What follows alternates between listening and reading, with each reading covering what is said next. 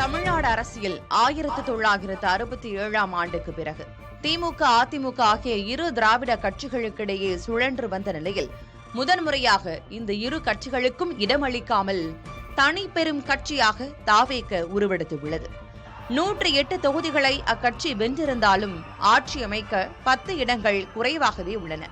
அதே சமயம் அக்கட்சி குறைவான வாக்குகள் வித்தியாசத்தில் சில தொகுதிகளில் வெற்றி வாய்ப்பை இழந்துள்ளது. திருக்கோவிலூர், விக்கிரவாண்டி, குளித்தலை, பழனி, கோவில்பட்டி, உதகமண்டலம் ஆகிய 6 தொகுதிகளில் 1000 வாக்குகளுக்கும் குறைவான வித்தியாசத்தில் தாவேக வெற்றி வாய்ப்பை இழந்துள்ளது.